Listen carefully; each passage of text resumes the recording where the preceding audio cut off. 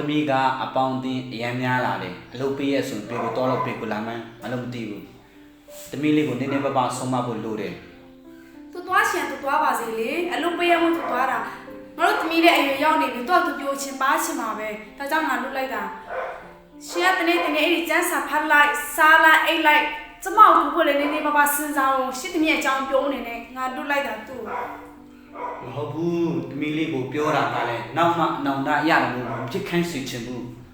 လိမ္မာခိုင်းစေချင်တယ်တနေ့ပြီးတနေ့ပြောတာကိုပဲစဉ်းစားမိဆိုရင်တော့တနေ့ကျငါတို့ရင်နာရမယ်ရင်ကျိုးရမယ်အလုပ်ပေးရဆိုရင်သူ့ကိုတင်တန်းနဲ့ပို့မယ်နှုတ်ကပတ်တော်ခိုင်းမယ်အခုခေတ်မှာဆိုရင်နှုတ်ကပတ်တော်မတိဘူးဆိုရင်တော့ sensitive တပိုးထမ်းမိမှလည်းကြောက်တယ်ဒါကြောင့်သမီးလေးကိုပြောရတာပါတခါလာလေးဒီစကားပြောလို့မစောနိုင်တော့ဘူးမိမပါစက်ကြနေအဲ့လောက်ဖြစ်ပြောနေလေနေရာမှာထမေဝပမာနေတဲ့သမီးလုံးအောင်စားအော်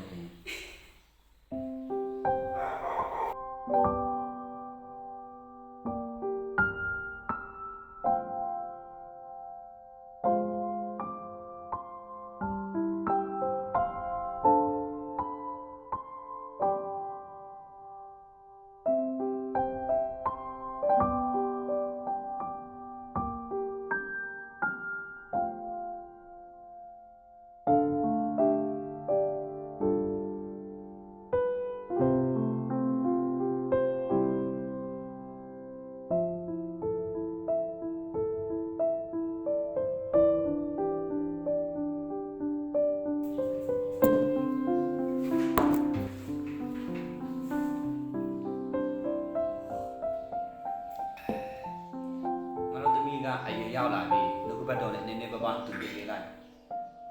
ငါစကားဆိုတော့တိတ်နားမထောင်ချင်ဘူးဒီစကားဆိုတော့ပို့ပြီးတော့နားထောင်တယ်ငါတို့သမီးရစဉ်းစားတတ်ပါပြီနှုတ်ကပတ်တော်နဲ့တူတည်ဆံမလို့တော့ပါဘူး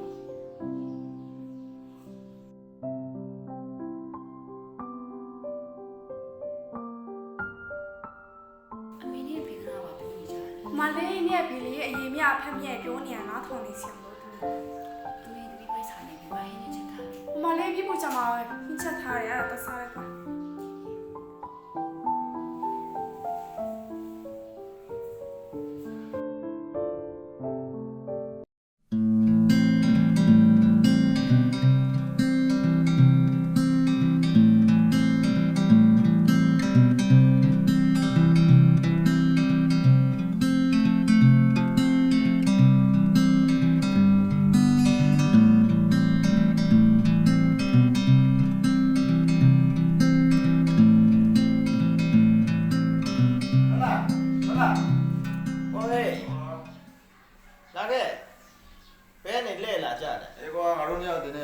အလုပ်ပေးတော့မစ်စီလာလေကပြင်းလို့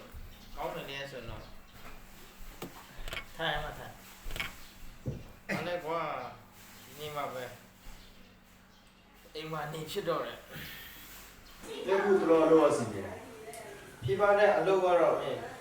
အလုပ်လုပ်နေမှတော့မပြေးတဲ့အချိန်လေးရှိတာပေါ့ကွာဟဲ့အောင်မေဒီတိုင်းမင်းလုပ်ပါမင်းမလူကုန်စစားတော့ဘယ်လိုပြောလိုက်လဲကျော်ကြီးကမင်းကတော့လုပ်တယ်ငါမှမိမလူချင်းလို့တပိုင်းကိုတီးလို့မင်းဒီကွာမင်းပြောတော့မင်းမလူချင်းလာဆိုဘိုင်းတီနေပြောနေတာမင်းကအလုပ်ပဲလုပ်နေတယ်လေမင်းဘယ်ရမလဲငါ့ဘွာရမင်းကွာတစ်ဖက်မှာလည်းအလုပ်လုပ်ရတာပေါ့ကွာနော်အဲ့မင်းကောင်းပါလို့ရှိတယ်ဒီကွာဒါလေးဒါပဲပြဿနာဒါပဲကောင်းမလေးတော့အများကြီးရှိတယ်ငါကောင်းမလေးမဟုတ်ဘူးကွာငါပြောချင်တာအဲ့ဒီကောင်းမလေးတော့ကွာငါနှလုံးသားကိုရင်ခုန်အောင်မလုပ်နိုင်ကြဘူးကွာအဲ့မင်းကပဲရလားလို့ဟုတ်ဒီငါပြောဆိုလိုချင်တာကွာပြောချင်တာငါ့ကိုကြွေအောင်လုပ်နိုင်တဲ့ကောင်းမလေးပေါ့လေနော်ထားပါတော့ဒီနေ့တော့ငါတွေ့ရင်မင်းတို့ပြန်ပြောမယ်အဲ့တော့ဒီနေ့ငါမင်းတို့ညောင်းလဲအားတယ်ဆိုတော့ငါဖုန်းအရင်ဟောင်းနေပြီကွာငါဖုန်းဆိုင်တစ်ဆိုင်တွေ့ထားတာဖု န်းတော့ကြည့်ရအောင် blessing ဖုန်းဆိုင်နဲ့ ကောင်းပါတော့ဘာရအောင် အဲ့ဆိုရင်အပြန်ကြမှာပဲတော့ငါတို့ဒီပေါ့ဒီခုဝန်စားပြီးမှပြန်လာကြအောင်လေနော်ကောင်းတော့ဒီစီโอเคဘာရအောင်နော်ဆို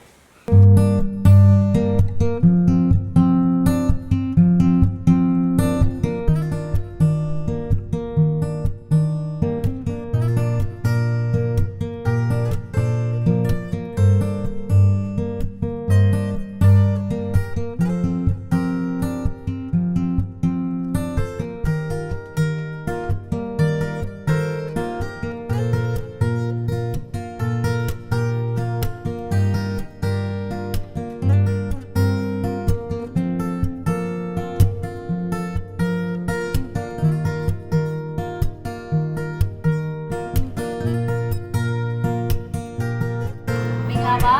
ဘလက်စီမိုဘိုင်းဆိုင်ရာစာပေကနေကြိုဆိုပါရစေ။ဘာကြောင့်ဒီပေးရမလဲမသိဘူး တားလိုက်မှာဟော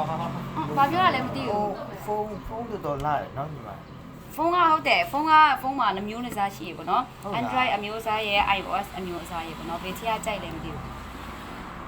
ကောင်းဆုံးဖုန်းပြတယ် ။အကောင်းဆုံးဖုန်းဆိုရင်ဒီမှာတစ်ချက်တော့ပြကြည့်မယ်နော်။ဒီ iPhone ကနေရှိမယ်ပြီးတော့ဒီ Redmi ပေါ့နော် Note 11ကနေရှိမယ်ပေါ့နော်။ RAM ကNote 11ကကျတော့ဒီ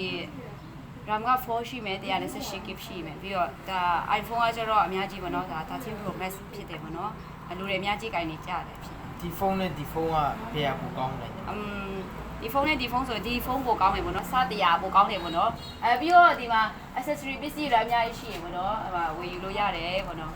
အစစ်စစ်ဆိုပါတော့ မင်းကလည်းကွာ assembly စီတာလေးနော် မဟုတ်ဘူးအကော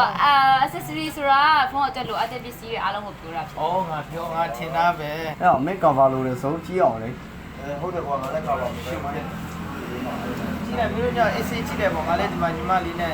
ဖုန်းအကြောင်းရှင်းပြခိုင်းတယ် ဒါရုံနဲ့စစ်တင်တော့ရလားစစ်တင် ရှင်းပြပါ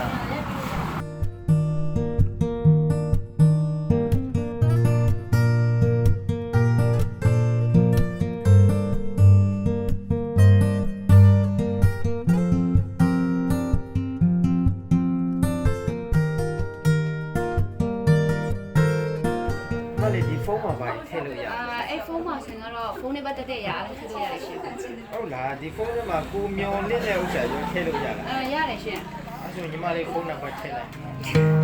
အတော့ဘာတွေပြောနေလဲမသိဘူး ဟောမဟုတ်ဘူးဒီဖုန်းတစ်ခုခုလို့ LK ညီမလေးစီဖုန်းဆက် အော်